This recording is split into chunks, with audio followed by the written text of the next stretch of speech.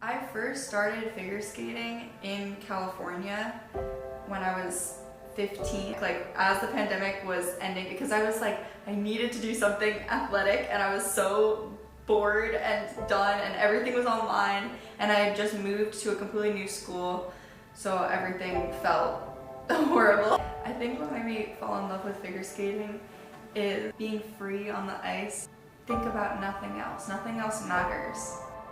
I think one of the biggest challenges was actually getting started, because I didn't have the same access that, like, I know a lot of people are put in very young. They have a lot of money to like fund their careers and skating and everything. And so I started trying to work at a rink so that I could get free ice time. I think there's a lot of really strict standards for figure skating and in a lot of like sports with women-led kind of just female sports in general, because there are such strict dress codes and everything that you need to follow, and a lot of like body dysmorphia that I think goes into that. You have to look a certain way, you have to look like a figure skater, and to me that never really stuck. But I really loved the coach that I originally started working with. To the Pasadena Figure Skating Club, please welcome to the ice Zoe Bien.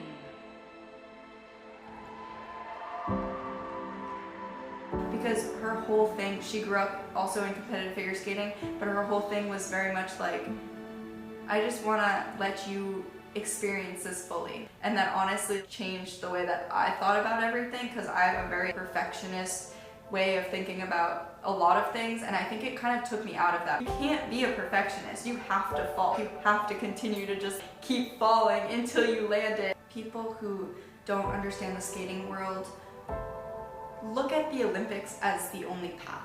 And I think figure skating should be more accessible. Like, honestly, it changed the way that like I functioned, and then thinking that everyone else can also have that outlet is amazing, especially young kids. Like, if young kids can grow up and have that outlet of like a consistent thing that they have to like attend and like continue to go to and work hard in, and like actually see progress with themselves, like, and only themselves.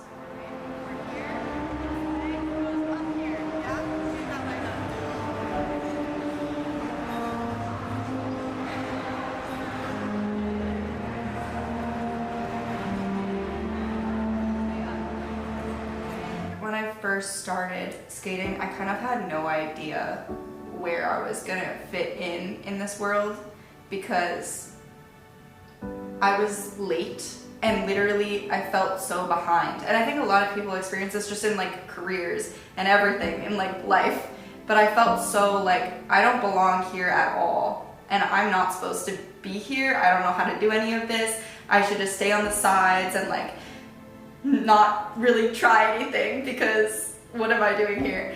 And I feel like it got me out of that mindset. I was like, no, like I can just enjoy this and enjoy doing it and have fun doing it. Like, when I first started coaching and working with kids, there's just a different excitement that came along with it, of them just wanting to fully be there. Like, they're not thinking about, oh, I need to perform for this, or think about what this is going to turn into. They just enjoy it.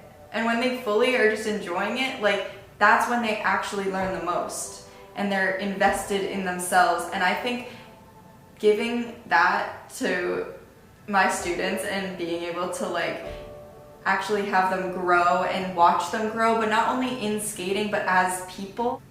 I think when I first started, I was like, I can't become a coach because I haven't gone to the Olympics. To me, that was like, it was just not an option. So then realizing that I could continue to learn and become a coach and kind of make my own way to become a coach, just because I want these kids to experience something different. And also I feel like I have a different perspective. Yes, I think it's amazing, and I love working with all of these coaches who have also are insanely talented and have been to the Olympics and have all of these crazy experiences. They come at it from a different point of view. When I first started coaching, I think the biggest thing that I struggled with was I was a lot younger than a lot of the other coaches starting out. So that was kind of like, how do I deal with not really knowing what the rule, like there's no handbook of coaching, you know, like you kind of just have to figure it out as you go. And I think that's really difficult to like kind of navigate. Representing Bowman Ice Skating Rink, please welcome Montserrat Rosales Castro. When I first took students to a competition, that was like a very eye-opening experience because, well, I had never done that before. I had only been to competition myself, so I understand what it's like as a skater, but I didn't understand the adrenaline and like stress that I am feeling when I'm putting students on, because they're not only like they are representing me, but more like I am just feeling everything that they're feeling. Like this is where you're going. Wow. Okay. I'm just nervous. 26. Don't be nervous. Okay, can we take deep breaths together? Can we close our eyes for a second? You want to watch? Here, let's watch. Okay, if I had to tell one of my students, if one of my students was like, I need to go to the Olympics to feel like all of my skating and practice pays off, I would tell them that their skating and practice has already paid off, because everything that they have become now, it's part of themselves. Every day that they wake up at 5 a.m. and they're coming to the rink and they're practicing and they're putting in that effort and continuing to grow and continuing to fall and getting up and continuing to show up for themselves, that's what matters.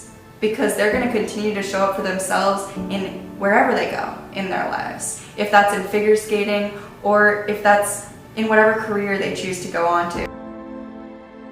Hi, my name is Zoe Bien, and this is the path I created for myself.